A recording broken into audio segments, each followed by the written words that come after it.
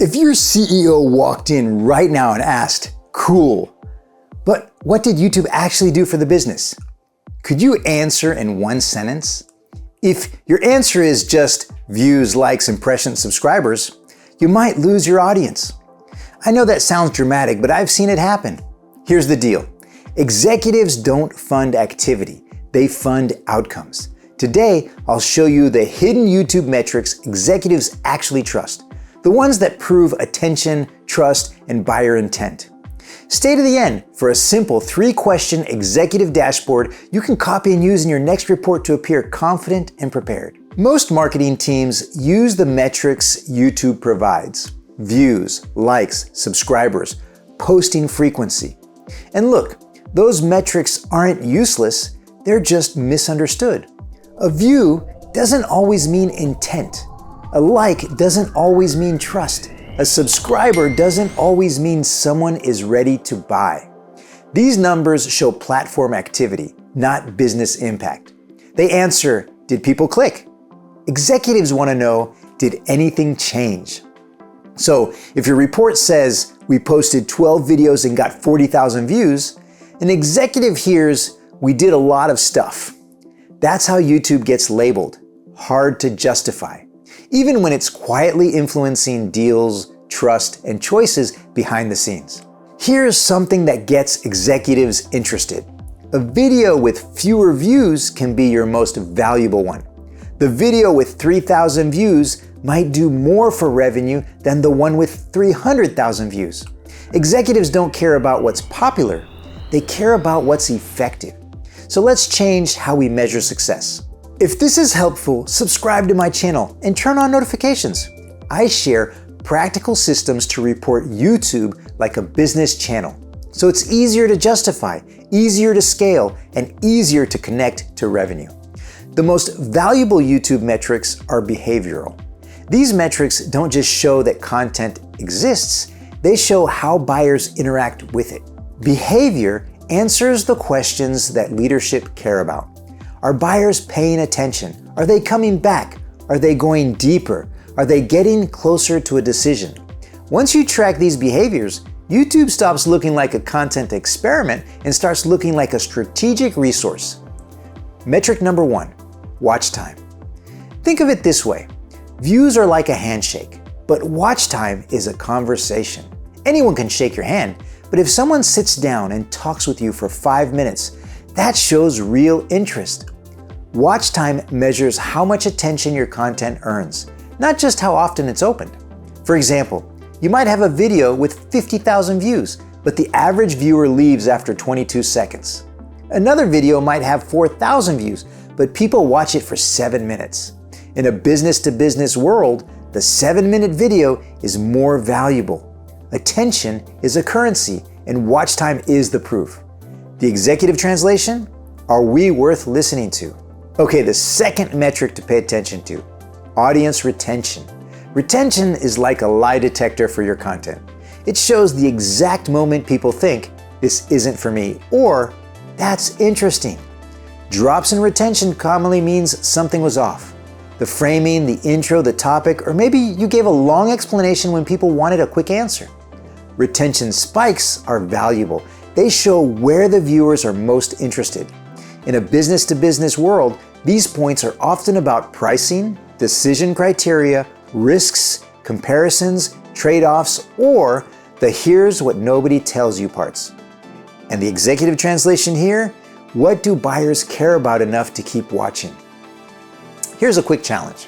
If you've never opened a retention graph, you're missing out. It's a direct map of buyer curiosity.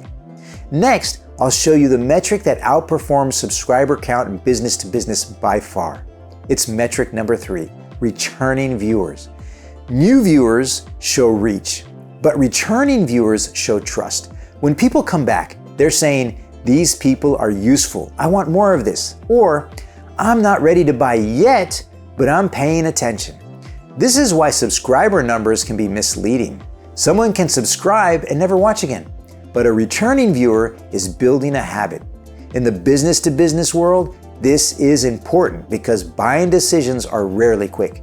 They're slow, careful, involve several people, and need confidence. Returning viewers build trust in real time. The executive translation here: are we becoming familiar and credible in the market? And the fourth metric to pay attention to: session duration. This one is subtle, and I think it's great. Session duration measures how long people stay on YouTube after watching your video.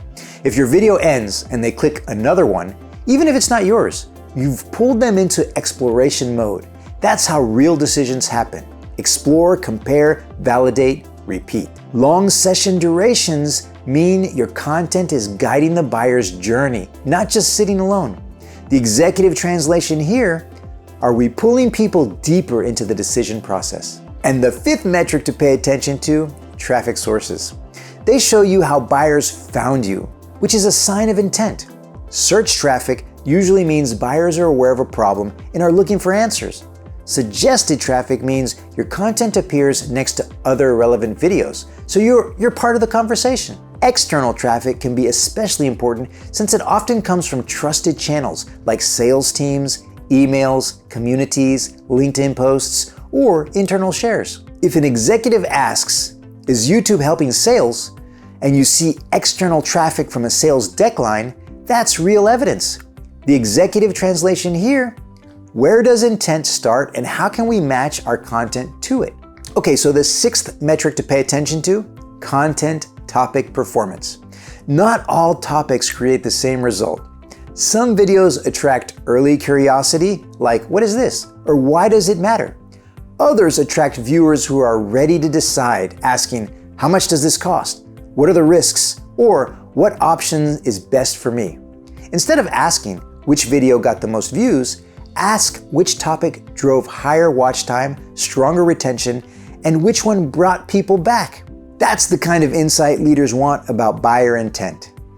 And here, the executive translation: what should we invest in because it supports revenue conversations? Now here's the metric most teams miss, since it's not found in YouTube analytics: sales feedback loops. These are the moments when your sales team says, "they already understood what we do. They mentioned a video before they called. They sent your video internally. They asked better questions, or they moved faster."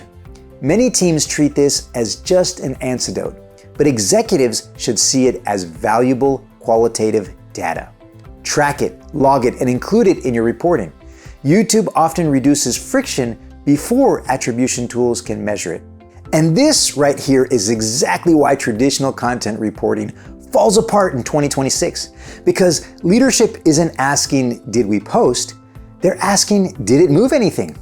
If you want the deeper breakdown of why old school metrics get rejected by executives and what replaces them, I've got a video called "Why Traditional Content Metrics Don't Hold Up in 2026. It's the perfect follow-up to this, and I'll link it in the description for you. This is where leadership teams often make a classic mistake. They want immediate attribution, but YouTube influences decisions before forms are filled out, before calls are booked, and before CRM tracking even starts.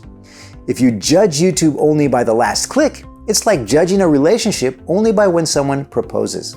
Executives who understand this see YouTube as a long-term asset, not just a short-term campaign. Let's talk about the 4 mistakes that can stop YouTube from growing. First, overreacting to short-term performance. Second, focusing only on clicks. Third, judging success by whether something goes viral. And fourth, giving up on your strategy before you see results. In short, don't quit just because you didn't go viral right away. If you've felt like YouTube is impossible to justify, it's not. You were just being asked to prove business impact using the wrong scoreboard. Stop reporting activity, start reporting behavior, because behavior tells the truth. Here's a simple executive dashboard you can use. First, are buyers paying attention? Look at watch time and audience retention. Second, are we building trust? Check returning viewers. Third, are we guiding decisions and reducing friction? Use session duration, topic performance, and sales feedback loops. That's it. 3 questions, clear signals, and no vanity metrics. YouTube doesn't fail because it lacks value. It fails when teams measure activity instead of impact. So the question isn't whether YouTube works, the question is whether you're tracking the metrics that prove it. If you want, comment dashboard and I'll drop a clean reporting template you can use in your next executive meeting.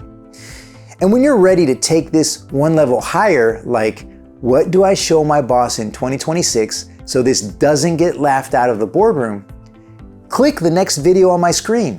Why traditional content metrics don't hold up in 2026. It'll help you replace vanity reporting with the exact kind of signals leadership actually funds.